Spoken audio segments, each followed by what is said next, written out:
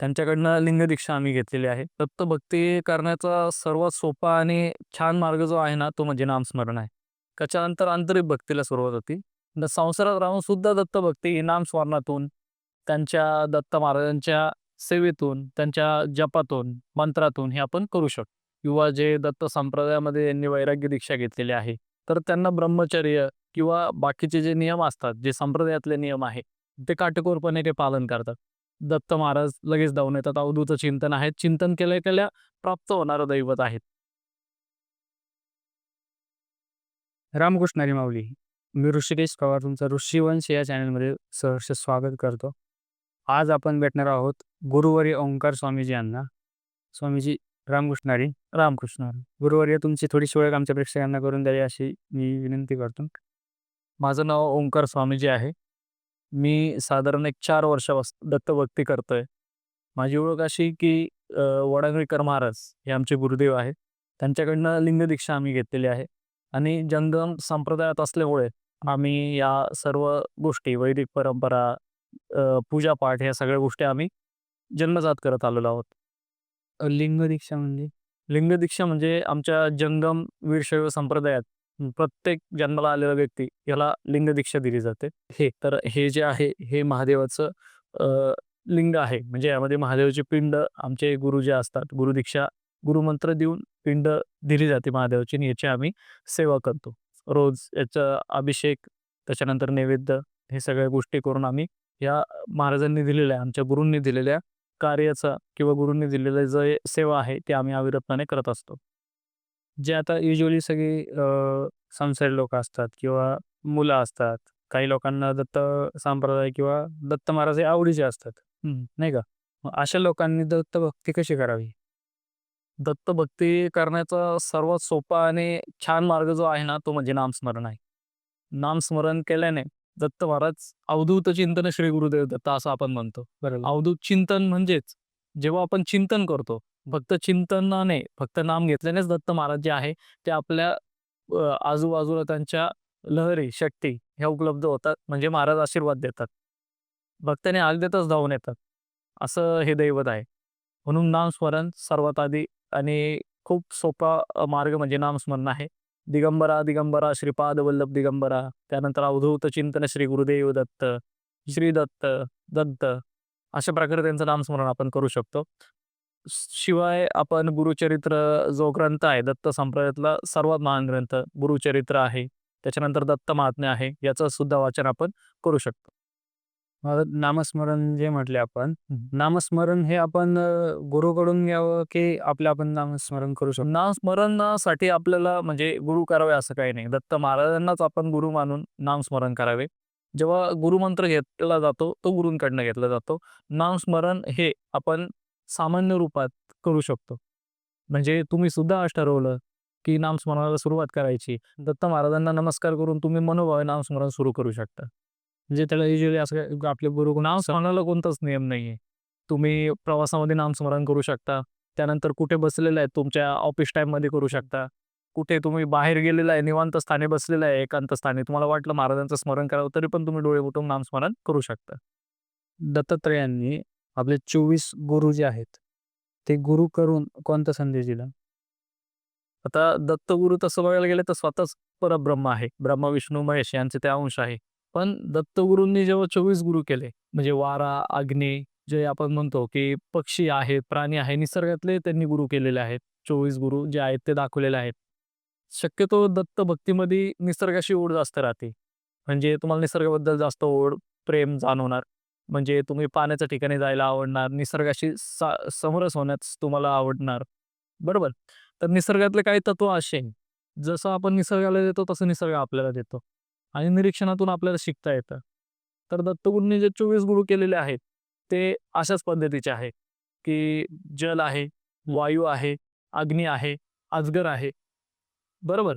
तर ह्या पद्धतीचे दत्तगुरूंनी 24 गुरु केले आणि प्रत्येकाचं एक-एक वैशिष्ट्य, जो त्या प्राण्याचा किंवा त्या निसर्गातल्या तत्वाचा जो नियम आहे, तो त्यांनी गुरुरूपी स्वीकारलेला आहे. असं एखादा तुम्ही सांगू शकता उदाहरण?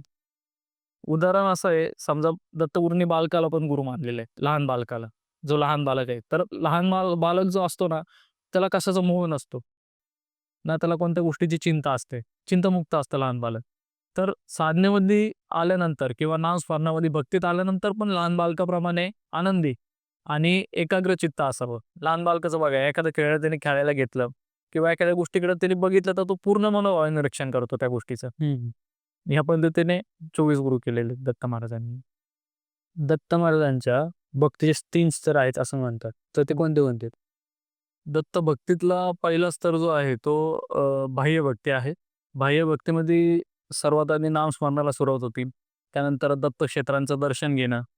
त्याच्यानंतर दत्त पौर्णिमेचा किंवा गुरुवारचा उपवास ठेवणं, नामस्मरण करत राहणं, हा बाह्य भक्तीचा पहिला स्तर आहे. त्याच्यानंतर आंतरिक भक्तीला सुरुवात होती. दुसरा जो स्तर आहे तो आंतरिक भक्तीचा स्तर आहे. ज्यामध्ये दत्त महाराजांचं नाम जे आहे, आपण नाव घेत राहतो किंवा जो नामस्मरण करत राहतो, जप दत्त दत्त किंवा दिगंबरा दिगंबरा हे मनामध्ये सतत घोळत राहतं.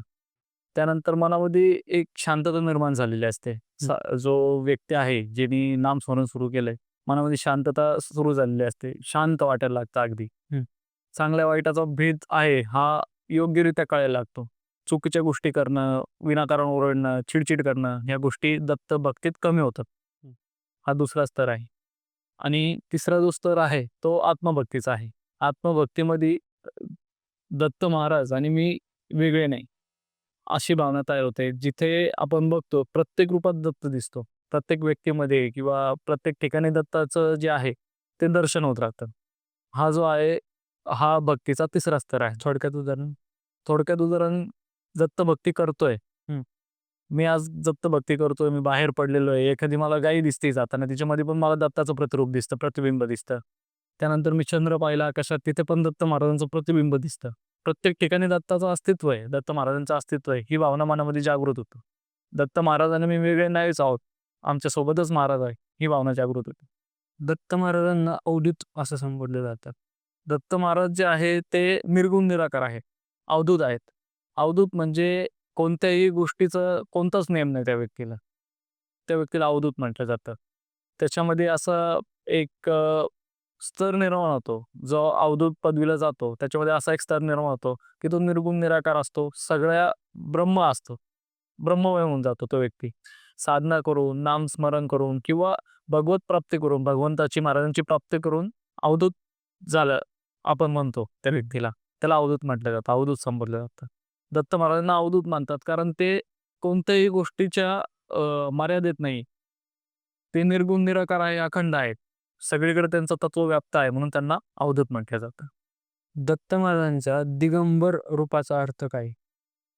आता दिगंबर रूप जे आहे, दिगंबरा दिगंबरा श्रीपाद वल्लभ दिगंबरा असं म्हणतो. तर दिगंबर रूपाला काही जण म्हणतात की वस्त्र नाही घातलेला. तो एक अर्थ आहेच. महाराजांनी वस्त्र नाही घातलं, पण कौपिन परिधान केलेले आहे. ठीक आहे. आणि दिगंबर, दिगंबर याचा अर्थ असा की पुन्हा एकदा ब्रह्मस्वरूप, ब्रह्ममय असणं. त्याच्यानंतर ब्रह्मा, विष्णू, महेश या 3 तत्वांचं महाराजांमध्ये अस्तित्व आहे. तिन्ही गुण एकत्र निवास करतात. रज, तम आणि सत्व. म्हणून महाराजांना दिगंबर म्हटलं जातं, दिगंबर स्वरूप म्हटलं जातं. दिगंबरा दिगंबरा श्रीपाद वल्लभ दिगंबरा असं जे म्हणतो. त्याचं थोडक्यात विश्लेषण करा. 2 वेळा दिगंबरा म्हणतोय आपण. दिगंबरा, दिगंबरा. श्रीपाद, श्रीपाद जे आहे ते दत्त महाराजांचा जो दुसरा अवतार आहे. श्रीपाद, श्रीपाद श्रीवल्लभ यांचं त्याच्यामध्ये नाव आहे. श्रीपाद वल्लभ दिगंबरा. श्रीपाद वल्लभ हे त्यांचं नाव आहे. परत एकदा दिगंबरा. हा नामस्मरणाचा दत्त संप्रदायातला खूप मोठा महामंत्र आहे किंवा दत्त भक्त या महामंत्राचा नेहमी जप करत असतात. दिगंबरा, दिगंबरा, श्रीपाद वल्लभ दिगंबर. दिगंबर म्हणजे देहाभिमान, त्याच्यानंतर मी कोण आहे, हे वस्त्र परिधान केल्यानंतर मी कोण आहे. कारण वेगवेगळ्या पद्धतीत वस्त्र घातले जातं. बरोबर? की समजा माझ्याकडे जे आहे ते भारीतलं वस्त्र आहे. ठीक आहे. मी रेशमाचे वस्त्र वापरतो किंवा मी सुती वस्त्र वापरतो. मी मळलेला कपडा वापरून राहिलो. ह्याच्यावर काय होतं, स्तर ठरतात वेगवेगळे. बरोबर? त्यामुळे दिगंबर अवस्था जी आहे ना, ती निर्गुण निराकार आहे. त्याच्यामध्ये कोणतं वस्त्र वगैरे वापरलेलं नाहीये. दत्त महाराज हे निर्वस्त्र असले तरी पण हंस पदवीत आहे. त्यांचं अस्तित्व जे आहे ते चैतन्य रूप आहे. हंस पदवी म्हणजे हंस पदवीला प्राप्त झालेले, जसं राजहंस आहे. ही हंस पदवी दत्त संप्रदायातली पुढची स्तरातली जी पदवी आहे तिला अंश पदवी म्हणतात. दत्तसेवेमध्ये वैराग्य किंवा ब्रह्मचार्य हे गरजेचं आहे. दत्त सेवेत जे दीक्षित असतात किंवा जे दत्त संप्रदायामध्ये यांनी वैराग्य दीक्षा घेतलेली आहे, तर त्यांना ब्रह्मचर्य किंवा बाकीचे जे नियम असतात, जे संप्रदायातले नियम आहे, ते काटेकोरपणे ते पालन करतात.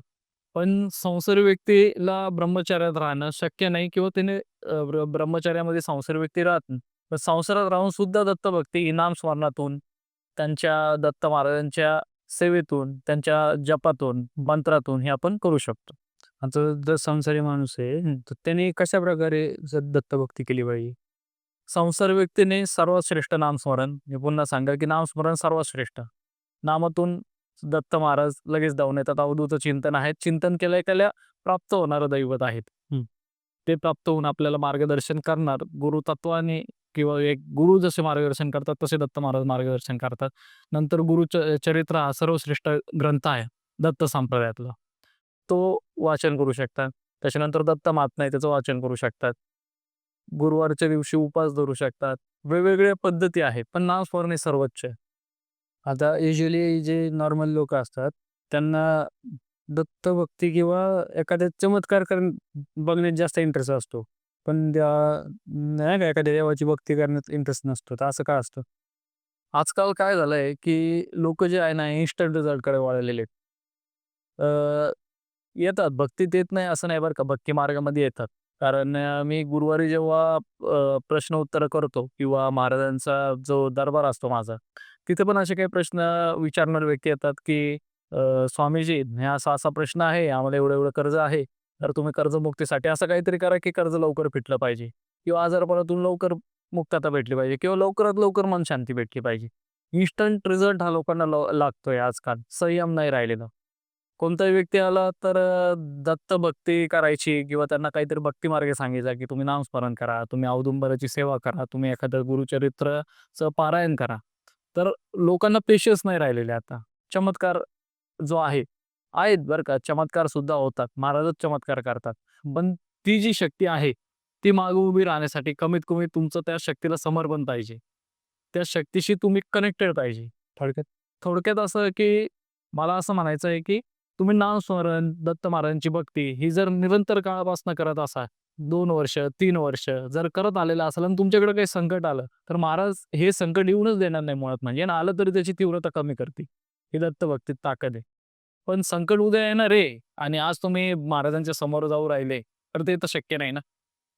माझं मत असं आहे, की लोकांनी कोणत्या गोष्टीची वाट न पाहता, संकटाची वाट न पाहता किंवा परमार्थाकडे लवकर वळावं.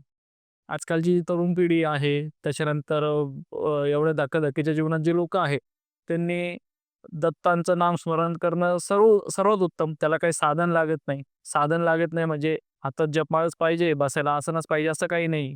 तुम्ही नित्य नामस्मरण करू शकता. तुमच्या व्यवसायाच्या ठिकाणी करू शकता, ऑफिसमध्ये करू शकता. त्यानंतर शिक्षणाच्या ठिकाणी करू शकता. एखादा स्टुडंट आहे, तो तिथे पण नामस्मरण करू शकतो. निवांत वेळेत करू शकता.